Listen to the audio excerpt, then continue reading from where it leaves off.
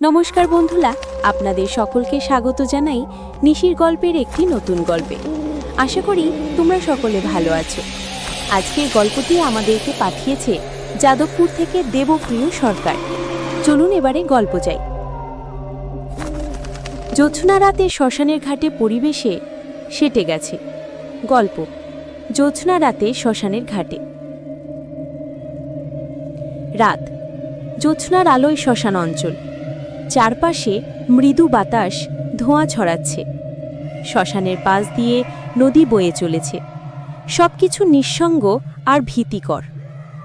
শ্মশান, যেখানে মৃতের আত্মা ফিরে আসে, আর কিছু কিছু আত্মা সারা রাত সেখানেই ঘোরাফেরা করে।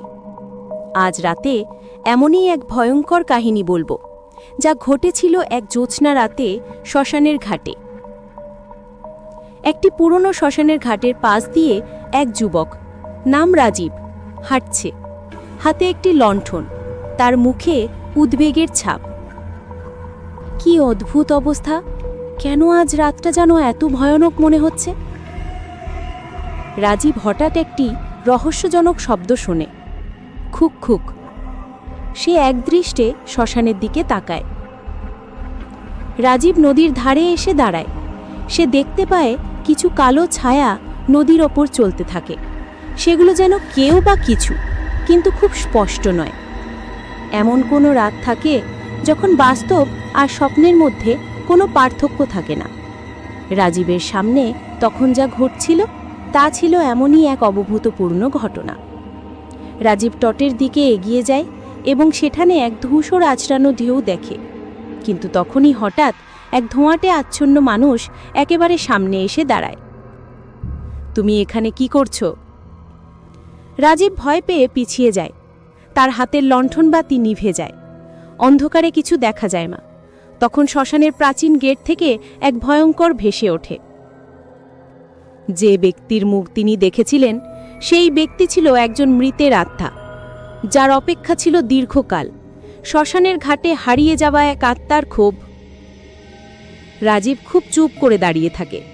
অজানা মানুষটি হঠাৎ হেসে উঠতে শুরু করে, আর তার হাসি বাতাসে প্রতিধ্বনিত হতে থাকে।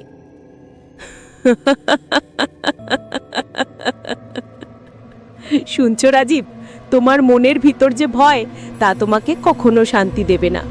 তোমার এ রাতটা শেষ হবে। তখনই শ্মশানের ঘাটের পিছনে একটি ঘন কালো ছায়া ওঠে, আর জ্যোৎস্নার আলোতে কিছু ধোঁয়াশা ভেসে আসে। সেই ছায়াটি একে একে রাজীবের দিকে এগিয়ে আসে। রাজীব অপ্রতিরোধ্যভাবে পিছিয়ে চলে যায়। এটা কি? ছাড়ো আমাকে! রাজীব ছুটে পালাতে শুরু করে, কিন্তু তার পায়ের নিচে যেন পৃথিবী দুলতে থাকে। শ্মশানের পাশে যে ভুতুড়ে পুল ছিল, সেখানেই সে একেবারে থেমে যায় যখন ছায়াটি ঠিক তার সামনে এসে দাঁড়ায়। মৃতরা কি কখনো শান্তিতে থাকে, নাকি তারা এই পৃথিবীতে ফিরে আসে শুধু তাদের হারানো ইচ্ছেগুলি পূরণ করতে? রাজীব হঠাৎ হেঁটে যাওয়া ছায়ার দিকে তাকায় এবং চিৎকার করে বলে, আমি কিছু করতে চাইনি, ছেড়ে দাও। এটুকু বলার পর হঠাৎই সমস্ত কিছু শান্ত হয়ে যায়। আরেকটি আতঙ্কের শ্বাস ফেলে শ্মশান থেকে রাজীবের ছোট্ট চিৎকার শোনা যায়, যখন সে অদৃশ্য হয়ে যায়। কেউ জানে না রাজীব কোথায় গেল, কিন্তু এক জ্যোৎস্না রাতে শ্মশানের ঘাটে তাকে আর দেখা যায়নি। সেই রাতের পর কেউ আর কখনো সে পথে হাঁটেনি। স্মৃতির মতো এক জ্যোৎস্না রাতে শ্মশানের ঘাটের পাশে এক পলক ঝাপসা হয়ে যায়। এমন রাতের গল্পগুলো আমাদের ঘিরে থাকে। শ্মশানের ঘাটে যদি কোনোদিন পা রাখো, সাবধান থেকো, যেহেতু অন্ধকারের ভেতরে কিছু মৃতের আত্মা তাদের ক্ষোভ নিয়ে তোমার অপেক্ষায় থাকবে। ভৌতিক কাহিনী আরও পেতে আমাদের চ্যানেলটি সাবস্ক্রাইব করে পাশে থাকবেন।